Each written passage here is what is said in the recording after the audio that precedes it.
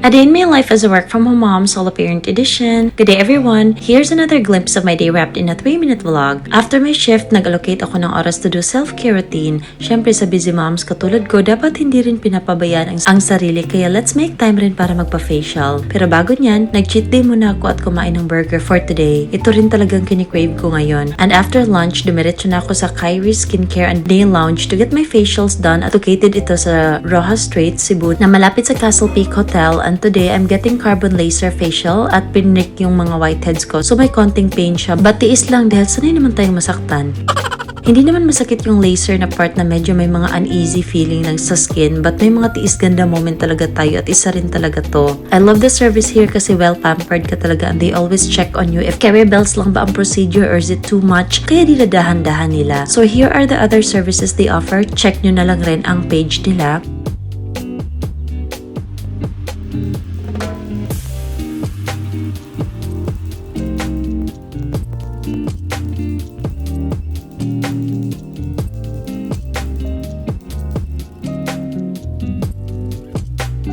I also shopped a little for my upcoming trip and grabbed a coffee dahil work pa mamaya. Bitaw ay kapag nanay ka na ba, wag mo talaga pabayaan ang sarili mo in the process. Kasi you owe it to yourself to prioritize your body and mental health as well. Hindi siya madali. It has always never been easy. Kasi nag-iiba na talaga ang routine natin kapag ina na tayo. It's a lifetime role to become a mother kaya sa mga hindi pa mom dyan, don't take things in a rush lalo na at bata pa kayo. Take things slowly and enjoy the childless life kasi minsan napapaisip rin ako sa mga what ifs ko if hindi ako nagkaanak ng maaga. Pero ganyan naman talaga. May mga what ifs naman talaga tayo and we always wonder what our life would be in the other side of the coin if we decided to take a different path or kung we took our choices a little different. We sometimes crave for the life that we don't have and start comparing our lives to others. Little did we know that comparison is the thief of joy. Kapag nafe-feel natin na ay constantly traveling siya, ay this person is happily married with a growing family, ay si ganito walang trabaho and funded by her husband sa mga luho niya. It seems like it's robbing us sa contentment and satisfaction sa sarili nating accomplishments. Kaya I changed my mindset at nagluto lang ng sinigang.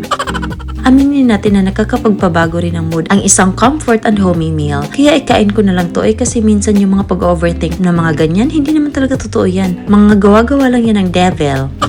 Ay charik, pero gusto ko talaga na sa sinigang ay maraming gabi at medyo malapot-lapot ang sabaw kaya magluto na tayo niyan kasi isa rin ito sa mga suggested Filipino foods na gusto niyong gawin ko. Marami po nakalista dito at isa-isahin ko talaga tong lutuin because I'm listening to you guys, hindi katulad ng mga anak nyo.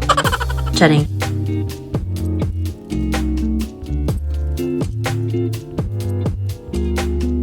Nakatulog na nga rin si Jeff habang nagluluto ako kasi lately napaka-active niya sa school kaya natutulog pag uwi ng bahay pero ginising ko rin naman yan nung dinner time na at mga past 6 PM na rin kasi yan. So after dinner, diretso na rin ako sa trabaho and that's all for today. Thank you so much for watching. Bye!